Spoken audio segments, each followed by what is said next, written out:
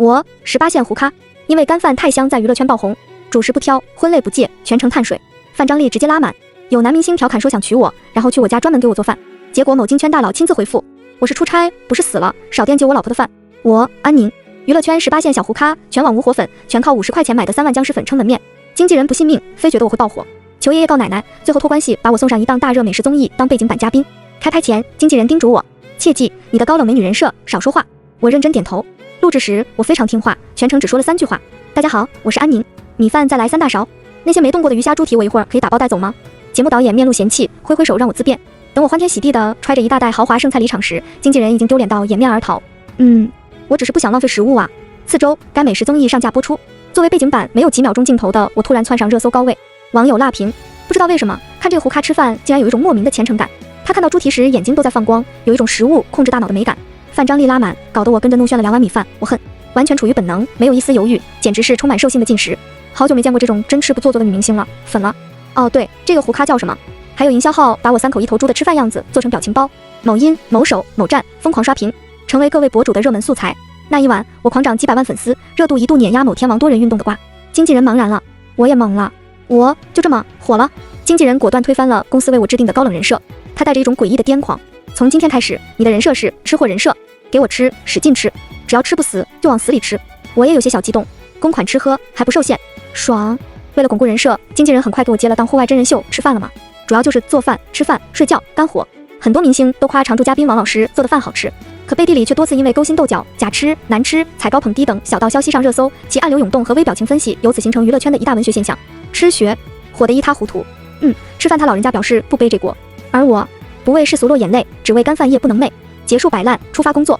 结果一来拍摄现场，正啃鸡蛋灌饼的我不经意抬头一瞅，就发现一个穿着简单衬衫黑裤的年轻男人正淡着脸的坐在那里吹着风，宽肩窄腰，脊背挺直，面容英俊，配上录制现场的田园风景，跟哪个帅气顶流来拍画报的一样。所有工作人员和嘉宾都谄媚的围着他打转，嘘寒问暖。经纪人赶紧拉住正愣的我，小声巴巴地说，那位是金圈大佬沈奇文。真是奇怪，这种人物怎么露面拍综艺了？我回神，他可能也馋。经纪人反手不轻不重地给我一鼻窦，恨铁不成钢地说，你以为人家和你一样就知道吃？我讪笑。经纪人无奈了，你一会儿也去捧着点，倒个水加个菜啥的，别就知道吃，都全网直播着呢。但也别太甜，只要让这位大佬注意到你就行，说不定到时候这位大佬龙颜一跃，从指甲缝里给你施舍点资源，你都能轻轻松松上一线。我听话的点头，然后吃完最后一口鸡蛋灌饼，抬脚走进拍摄现场。弹幕刷出几条，我的互联网饭搭子真的来了，已经准备好泡面等着和他一起开吃了。安宁一来，考验某常驻做饭究竟是不是真好吃的手到了。卧槽，角度清奇，你这是让王老师晚节不保啊！哈哈哈哈！托上次热搜的福，我也算是小有名气，从18线胡咖一跃成为5线花瓶。各位嘉宾看到我时都挺礼貌的打了招呼，除了沈奇文，他只是不冷不热的垂着眸，好像并不在意我这个胡咖的到来。我一一礼貌回应，同时快速扫视着厨房里的晚餐食材，一堆海鲜，好，各种肉，很好，各种素材，非常好，各种菌类，大大滴好，完全没有忌口。和嘉宾们虚假的问候结束，我便打算去厨房帮忙，希望前辈做饭时少放点辣。这时，一直少冷寡言的沈奇文突然开口，渴了，像是等谁伺候一样。弹幕立马刷屏，别的人这么拽，我立马就喷了，但这是沈奇文，喷不了。求问为什么不能喷他？虽然帅，但是这么没礼貌的大爷让我还就骂了怎么地？纯猪，你现在打开电视机，调到最牛逼的一台，新闻正好重播中，你看看人家开那种根正苗红的商界会议时坐几排。多谢，已看到。那什么，我老公开会都坐头排 C 位的人，拽点怎么了？旁边的几位明星听到沈奇文的话也是一怔，随即争先恐后的准备上前给他倒水。最后某流量小生拔得头筹，他恭敬的弯腰给沈奇文倒了杯茶。沈总，您赏脸品品这个茶还不错。某人却没碰没接，只是撩起眼皮，视线越过众人，直勾勾的落在我脸上。你过来。众人齐刷刷回头，我抬手指了指自己，我呀。沈奇文点头，眉头一挑，像是略带不耐。不然呢？哦，我只好走过去，一屁股坐到他身边，然后倒了杯寡淡无味的白开水放在沈奇文面前。啪的一声，大概是力道没收住的缘故，杯子里直接溅出来不少水，甚至有几滴直接溅到了沈奇文的手上。嘉宾们和工作人员纷纷用一种你是不是疯了的目光盯着我。直播弹幕此时，卧槽，安宁也是有点飘啊，想靠真性情吸引沈奇文注意。上次想故意吸引沈奇文注意力而作死的女明星，坟头的草已经3米高了。刚有点好感就做，哗众取宠。等等，我怎么觉得沈奇文像是认识安宁啊？镜头外的经纪人也疯狂给我使眼色，让我别作死，赶紧道歉。可万众瞩目之下，沈奇文只是不在意的抹掉手上的水点，他端起水杯慢条斯理的喝着，拿着水杯的手指修长好看。众人刚松口气之际，我的肚子突然咕咕叫了几声，被随身的麦克收音放大，周遭的人几乎都听了清楚。他们的脸这次不只是白了，还成了绿色，而我的经纪人已经两眼一翻，准备随时昏厥装死。弹幕，这不叫吃货人设了，这叫蠢货人设。我的互联网饭搭子，抬走吧。没人注意，沈奇文刚刚好像无奈的笑了声吗？我尴尬的捂着肚子，刚吃完鸡蛋灌饼，怎么就又饿了？下次还得让老板加2个蛋。所有人心惊胆战之际，沈奇文突然抬起眼皮，他看向嘉宾们，语气还挺礼貌：“麻烦问问什么时候可以开饭？”他并没有计较我的失礼。嘉宾们劫后余生的互看一眼，其中那位酷爱做饭的常驻嘉宾立马解释：“沈总，今天太晚了，不用干活，我马上就开做，半个小时就开饭。谢谢，麻烦您其中1、2道菜少放点辣椒就行。”好的好的。众人做饭的做饭，继续献殷勤的献殷勤。节目继续录制，我待在沈奇文身边，听着各种恭维的话，实在有点坐不住。尤其有个女明星还一直挤着我，于是我准备去厨房先闻闻味，打下手。结果屁股刚要动，桌子下的腿就搭上一只手，这人没用力，但是明显不让我离开的样子。想着摄像头拍不到桌子下的暗流涌动，我悄咪咪地戳了戳这只手，然后就被反手牢牢牵住，亲昵不已。我轻咳一声，急忙懂事的用空着的那只手给沈奇文续杯。沈总，再来点水不？沈奇文表情没有刚来时那么冷淡了，他去我一眼，不答反问：“你叫我什么？”我一顿，悄咪咪扫了眼一直对着我拍的机器，近在咫尺的明星嘉宾，以及衣领上一直收音的麦克。犯愁了？不是，罢了个根的。我要怎么当着这么多人的面喊沈奇文老公啊？是的，金圈大佬沈奇文是我这个18线胡咖的老公。这个消息就是有人爆出去，估计都不会有人信，说不定还骂我2句颠婆。可他还真是我老公，合法扯证，合法同居，甚至称得上是我的童养夫。这个事呢，还得感谢我爸。我爸当年进山捡柴火时，无意间捡到了昏迷的沈奇文，后来知道他是从人贩子手里跑出来的。也不知道跑了多久，跑到我们村后山，被我爸撞见。那会儿的认亲技术还不发达，信息也闭塞，山沟沟捡到的孩子还一时间真不好找到亲生父母。于是沈奇文就在我家住了下来，成为我名义上的童养夫，跟着我上山下河，喂猪放牛，上学学习。我闯祸，他背锅；他生病，我陪伴；我想吃什么，他就一毛一毛的攒钱给我买。随着那张祸水脸慢慢的展开，搞得我们周边几个村上到80下到8岁为之心动。一直到18岁那年的夏天，人贩子被抓住，沈奇文的父母很快找到了这个村子，开着我不认识的4个圈的车，骑着金贵。村里的人说那叫奥迪，没听过，一定是烂车。因为我们村主任开的可是5个圈的，那可是叫奥运，5个圈比4个圈多一个，肯定贵1倍。总之认亲场面很是隆重，一个叔叔感慨地说我家以后要走运了。可我爸妈却只是将沈奇文这些年的经历告诉了他父母，然后象征性的收了点饭钱，就拎着杀猪刀去猪圈了。手起刀落，一只猪嘎了，沈家父母吓得脸上血色尽退。然后沈奇文不舍得亲了我好久，耳鬓厮磨间，他哑着声音说让我等他。我点头，等了几年，他也没回来。我捂住脸，眼泪即将流出来的时候，被经纪人一脸惊讶的拦住。他说我进入娱乐圈绝对会发财。我要发财了，那下次再哭。经纪人说给我5000，让我去参加一个选秀，5000够我吃猪蹄都吃成巨人观了。于是我果断同意。当然，唱跳全废的我很快就被淘汰，网友辣评看我跳舞就像看他奶摘豆角一样。经纪人不信命，带着我频频闯荡，甚至给我发了好几份 PDF 版本的演员的自我修养。我演过丧尸，扮过小三，甚至当过奥特曼，可在娱乐圈依然是查无此人的状态。最后不要脸的老板背着经纪人把我带去饭局，也就是在那场饭局上，我遇到了沈奇文和我家那个放牛娃判若2人。金贵疏离，高定西服，众星捧月。昨天还对我翻白眼的公司大老板全程点头哈腰的敬酒。旁边和我一样苦逼的小胡咖悄悄告诉我，那是刚回国的沈总，我们老板跟人家一比，屁都不是。我低头没吭气，只感觉沈奇文直勾勾地盯着我，目光里有着实质性的烫。等我去卫生间时，他跟着我挤进狭小的隔间里，不停地亲着我，说想我，那不要脸的劲儿和小时候一模一样。再然后他就把我拐去结了婚，只因为他说了句想吃什么我都给你买，我直接被硬控住。再然后我就直接从1688批发常客一跃成为香奶奶家尊贵的 VIP 爸爸，还有各大美食店的资深品鉴官，物质和精神双重满足。前段时间我因为太糊没工作而在家和他过没羞没臊几天，结果我突然小红红了，工作量一下子暴增。所以昨晚沈奇文听说我要去参加这个真人秀以后，那个脸简直臭的可以，我都怕他给我来个皮带沾点符，边打边消毒。但第2天他还是放我走了，我还以为他这是支持我的事业，没想到他却直接也来参加这个节目，还让我喊老公，我不由得有些头大。要是当着摄像头的面真喊出来，我估计我经纪人今晚怕是真的能晕过去，我小时候掉猪圈里的事也能被扒出来。思索再三，我悄咪咪地狗腿地蹭了蹭他的手，面上却恭敬地道：沈总，今晚我伺候您吃饱行吗？普通人一看以为我是在讨好抱大腿，可实际上沈奇文喉结动了动，眼睛一亮，他满意了。瞅瞅这臭不要脸的，就想干坏事。很快晚饭终于上齐，相当丰盛。弹幕：哇，看着就好吃，我都要流口水了。王老师做饭怎么这妖牛，搞得我也想去参加节目。你们瞅，王某人直接把安宁挤开，又坐到了最中间，人家做饭做了半天，咖位是除了沈总以外最高的，坐中间有问题。弹幕莫名吵了起来，我丝毫不在意被人挤开，反而直勾勾地盯着桌上的菜。王老师清了清嗓子，装腔作势：那个，欢迎各位来我们这个节目做客。他看着某流量小花，相当和蔼。欢迎邹萌。邹萌恭敬地举杯，谢谢王老师，我今天一定会把您做的饭都吃完。好哈。他再看向某流量小生，也很和蔼，多吃点哦小张，明天还得干活呢。马杆一样的流量小生干笑。好的，王老师。王老师又看向我，表情一顿，应该是乍然想不起我这个刚练热度的胡咖叫什么来着。欢迎，也欢迎你呀，竟然给糊弄过去了。我嘴角一抽，最后也憨笑几声，谢谢前辈，然后继续低头盯着饭菜，疯狂咽唾沫。不行了，我都饿到头都有点晕了。只等他寒暄完一声令下，我直接开炫。最后，王老师看向沈奇文，相当恭敬，没有一点刚刚的腔调。欢迎沈总，您的到来真是让我们蓬荜生辉。这几道菜我没放辣椒，您可以尝尝，很营养。其他明星嘉宾也应和着。沈奇文冷淡听了几句，然后突然问道：“所以可以吃了吗？”王老师一顿，再多恭维的话都被直接噎在嗓子眼里，只能讪讪抬手招呼大家：“吃，咱开吃吧，别客气呀。”等的就是这句话，我立马去舀了一大碗米饭。流量小花宗萌从我来了以后，就总用一种暗戳戳的不善的眼光盯着我，尤其看到沈奇文没有为难我后，更是有点阴阳怪气起来。他此时看着我，故作惊讶道：“安妮，你真吃这么多呀？我还以为是网友们夸张了呢。”我端着碗认真道：“不夸张啊，我确实能吃。小时候家里穷，有点好的我都让给沈奇文，虽然他最后又全塞我嘴里，但还是馋。所以长大后有点小钱我就全炫嘴里了。”邹萌则得意地动动自己那宝宝碗。我们正经的演员为了工作都不敢多吃一点，生怕上镜丑，好痛苦啊！这一波卖惨让弹幕立刻热闹起来。我们姐姐拍戏好辛苦哦，都不敢多吃，心疼，都瘦成啥样了？呜呜，心疼姐姐。我知道虽然邹萌很火，但是我咋没看过她的几部剧？我们姐姐新剧《某某传》双台收视率很高，还上了平台财报，商业价值 top 哦。这部剧竟然已经播完了，我怎么都不知道？哈哈哈！路人是懂扎心的。饭桌上，邹萌的话让我有点茫然。可是你刚刚不是还说想吃王老师的饭很久了吗？破例多吃一点没关系吧？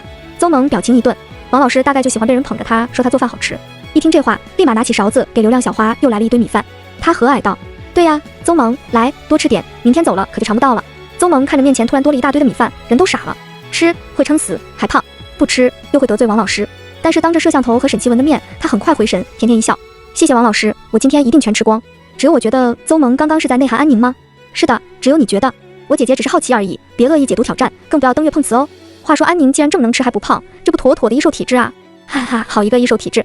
我看不到弹幕，也不想管邹萌到底能不能吃完那一碗饭，直接拿起筷子开始夹菜吃。第一口红烧肉，又肥又腻又甜，打死卖糖的了。我感觉自己的嗓子眼都被红烧肉的甜味糊住了，吐又不能吐，只能狂塞2口米饭才咽下去。可抬头一看，饭桌上的明星们都吃得津津有味，甚至还有人大夸特夸，一副好吃到十分幸福的样子。都是演技派呀，怎么拍出来的电视剧一个比一个辣眼睛呢？沈奇文看我不对劲，也吃了一口肉，然后眉头一皱，他放下筷子，没再碰那道菜，开始猛喝水。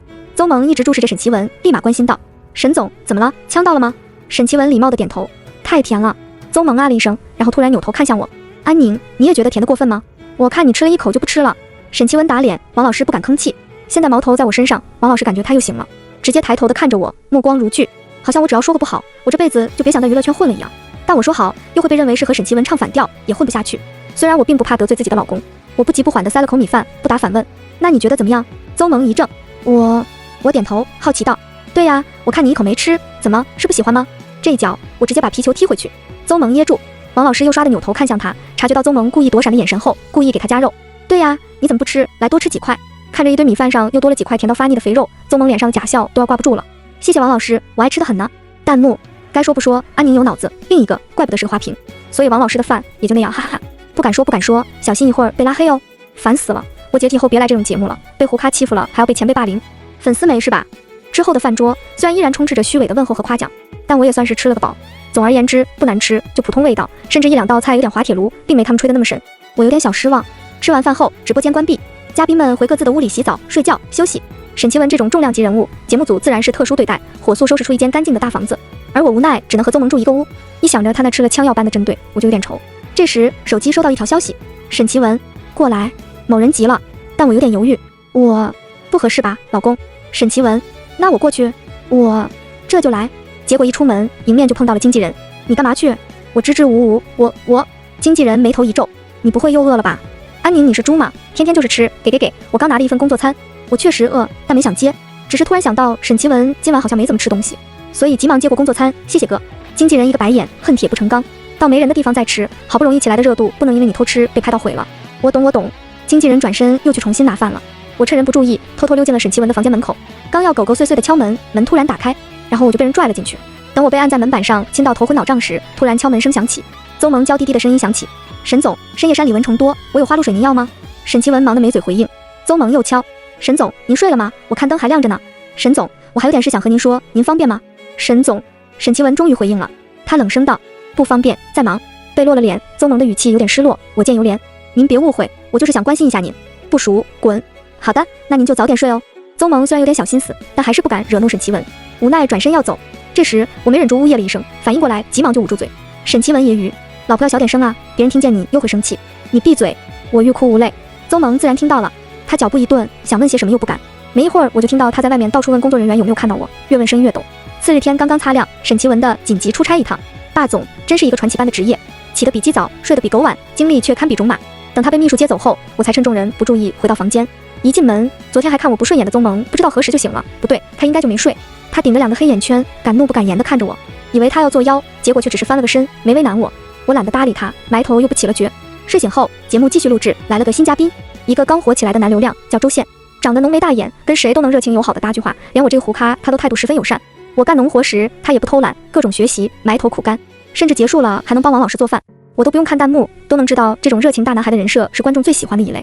但不得不说，他做饭的手艺比王老师略胜一筹，起码不会过甜过咸。其他人就算再累再饿，也要保持体型，不敢多吃。只有累了一天的我吃得很香，猛猛狂炫了3大碗饭。周宪看着我，很是惊喜。安宁，我们这种做饭的人最喜欢看别人吃这么香了。我夸他，因为确实好吃，你做的饭很棒。周宪开朗极了，哇，感谢。安宁，突然好想娶你，然后专门给你做饭。我想到家里那个醋精，我立马说大可不必。周宪应该也只是开个玩笑，依然笑嘻嘻的。但之后录制节目时，一直跟在我身边，甚至还给我单独开了次小灶，我躲都不好躲，只能祈祷沈其文忙着开会，看不到这一段。弹幕纷纷调侃，感觉安宁来参加这种节目就是老鼠进了米缸。不得不说，安宁和周宪挺配，性格也好，一个爱吃，一个会做，磕到了。不行，还是沈其文和安宁比较有 CP 感，霸总和金丝雀的人设谁懂啊？晚饭前，我的录制结束，和众人一一道别后，经纪人开车把我接走，坐在后排，一边啃着豪华 Plus 版鸡蛋灌饼，边听他说着我这2天的热度，反响不错，又涨了很多粉丝。但是宗萌的粉丝疯狂抹黑我，凭空又是一种热度。只有宗萌不知道抽了什么风，疯狂下场劝粉丝别闹，反而被粉丝扇了几个鼻窦，整个晋西北乱成一锅粥。总之，经纪人很满意。安宁，你现在是真的火了，平时一定要注意自己的言行举止，不要让人以为你只是3口1头猪的小吃货。你不知道有多少眼睛盯着你，看着你。我知道你是个很爱吃的孩子，也希望你能保持这份贪吃，但你更要严格要求自己，谨言慎行，起到偶像的表率作用，该吃的吃，不该吃的不吃，这样才能走得更远。我一个吃货还得谨言慎行，又不是睡和睡。经纪人继续，你和周宪的 CP 感也不错，他说要娶你那句话都上了热搜，现在都有个小成本爱情电影找上门了。我沉吟，我就不接了，演出来辣眼睛。经纪人也是这么想的，确实，我怕你那演技，演完直接被骂退圈。不过这都比不过你和沈其文，有人觉得你俩特像那种霸总和娇妻，网友们都写了几篇同人文，奇怪的是竟然没被删帖。沈总不愧是沈总，度量有时候还是很大的，热度就不是普通明星能比的。这不，你俩的名字又突然上热搜了。经纪人说着，点了点手机屏幕里我和沈其文的热搜词条，然后他掉凳了，真掉了，从副驾驶座屁股一滑，以一种奇怪的姿势摔了个大马趴，整个人宛如受了什么天大的刺激一般，惊讶地看着后排的我。我察觉到不对，摸出手机一瞅，沈其文，我是出差，不是死了，少惦记我老婆的饭。配图是他的厨师证，行，醋精还是看到了，是的，厨师证。沈其文知道我嘴馋爱吃，害怕别的男人勾走我的胃，继而勾走我的心，于是百忙之中去新西方烹饪中心考了个证，煎炒烹煮8大菜系样样精通，所以平时我在家吃完他做的饭，再喂他吃，完美闭环。